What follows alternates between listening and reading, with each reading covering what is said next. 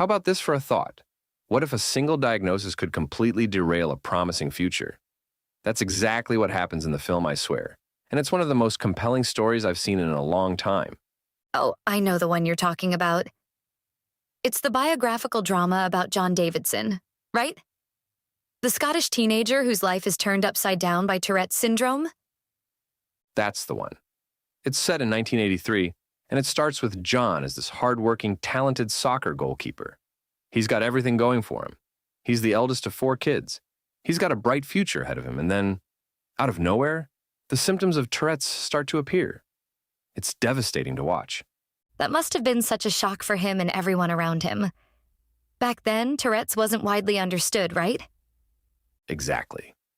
That's one of the most striking parts of the film. No one, his parents, his coach, his classmates, even the school principal, knows what's happening. They all just assume he's acting out or being difficult. And the symptoms themselves are so disruptive. Neck jerks, twitches, involuntary swearing, spitting. It's like his body is betraying him, and no one can explain why. That sounds so isolating. I can't imagine being a teenager and having to deal with something like that, especially when no one understands what you're going through. It's heartbreaking. The film does such a good job of showing how alone John feels.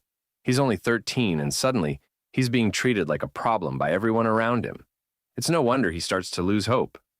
And then the story jumps forward, right? To when John is an adult? Yeah, it skips ahead 13 years. By then, John's life is in a pretty bleak place. He's still living with his mom, he's heavily medicated to manage his symptoms, and he doesn't seem to have any friends or a job. It's like his life has been put on hold. That's such a stark contrast to the promising future he had as a teenager. But I'm guessing that's not where his story ends? No, thankfully not. There's this pivotal moment where he runs into a former schoolmate, Murray, while he's out shopping with his mom. Murray invites him to take a walk, and that simple act of kindness sets off a chain of events that changes everything. Oh, I love that. It's always fascinating how one small moment can have such a huge impact. So, what happens next? Through Murray, John reconnects with Murray's mom, Dottie Ackenbach. She's this warm, easygoing woman who just embraces John for who he is. She's also a former mental health nurse, so she really understands the toll his condition and the medication has taken on him. She sounds like an incredible character. What's her role in John's life? She becomes this huge source of support for him. She invites him to move in with her family, and that's when things really start to turn around for John. Dottie's approach to life and her understanding of his challenges give him the space to rediscover himself. That's beautiful. But doesn't Dottie have her own struggles? I think I read somewhere that she's battling liver cancer. She is. She's been given only 6 months to live, but she doesn't let that stop her from helping John. Her resilience and positivity are so inspiring. It's like she's determined to make the most of the time she has left, and part of that means helping John find his footing. That's such a powerful dynamic. It sounds like their relationship is at the heart of the film. It absolutely is, and the performances really bring it to life.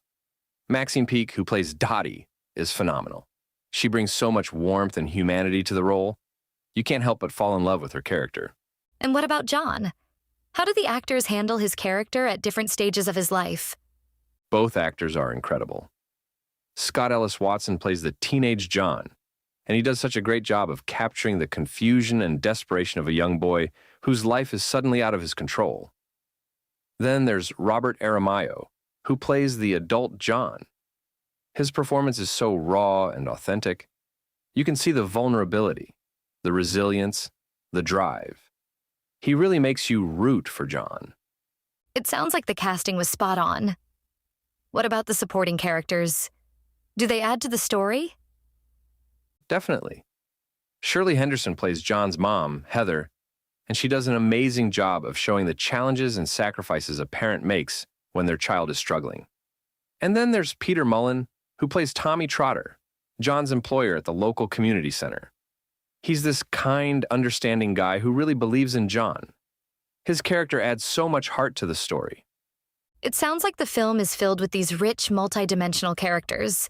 That must make it even more impactful. It really does. And the writing and direction by Kirk Jones tie it all together beautifully. He's created a film that's both heartbreaking and inspiring, with so many unforgettable scenes. It's one of those movies that stays with you long after the credits roll. Speaking of the credits, doesn't the film include some footage of the real John Davidson? Yes, it's such a nice touch. They show a few scenes with the real John, and it adds this extra layer of authenticity to the story. It's a reminder that this isn't just a movie, it's someone's life. That's incredible. It sounds like the film does a great job of raising awareness about Tourette syndrome while also telling a deeply personal story.